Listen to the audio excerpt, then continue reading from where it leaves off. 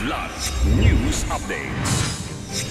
Mga balita ngayon, investigasyon laban kay Vice President Sara Duterte dadaan sa tamang proseso ayon sa Department of Justice. 6 na individual na nag-aalok ng panalo sa eleksyon kapalit ang 30 million pesos timbog sa NBI.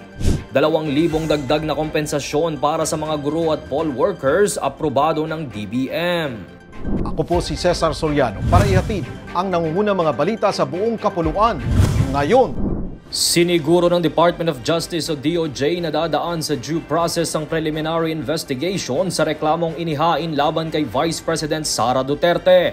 Ito'y matapos magtungo kahapon ng Vice Presidente sa DOJ upang magsumite ng counter affidavit laban sa inihaing reklamo sa kanya ng National Bureau of Investigation dahil sa pahayag nito kamakailan sa tangkang pagpatay kina Pangulong Ferdinand Marcos Jr., First Lady Liza Araneta Marcos at House Speaker Martin Romualdez.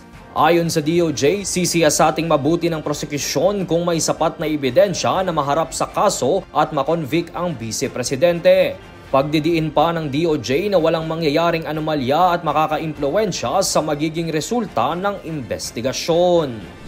Arestado ng National Bureau of Investigation o NBI ang 6 na individual na sangkot sa pagbebenta umano ng election victory sa isang mayoralty candidate sa Iba, Zambales.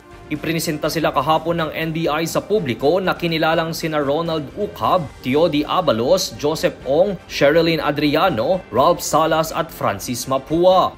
Ayon sa NBI, ang 6 ay nagpakilala umanong mga kawani ng COMELEC at mga IT expert kay Iba Zambales mayoral candidate Genaro Montefalcon. Nag-alok umano ang mga ito ng pagmamanipula ng mga boto sa pamamagitan ng automated counting machines kapalit ng 30 million pesos. Agad namang isinumbong ng mayoral candidate ang 6 na suspect sa COMELEC na dahilan ng kanilang pagkakaaresto. Mahaharap ang 6 sa kasong paglabag sa Article 315 o estafa at Article 177 o usurpation of authority ng Revised Penal Code at Section 28 ng Republic Act No. 9369 o ang Automated Election System Law.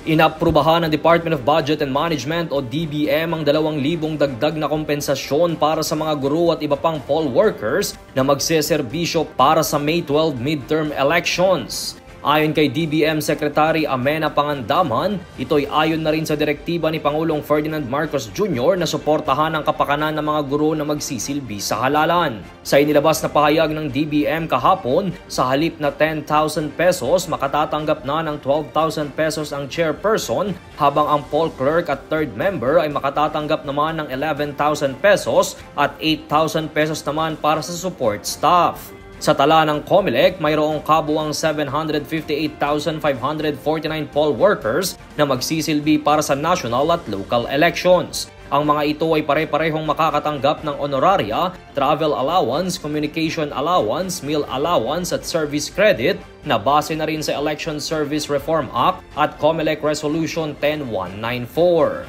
Para sa Kidlat News Channel, ito si Jai Reyes, nag-uulat. Ako po si Cesar Soriano, kasama nyo sa bawat pagputo ng balita.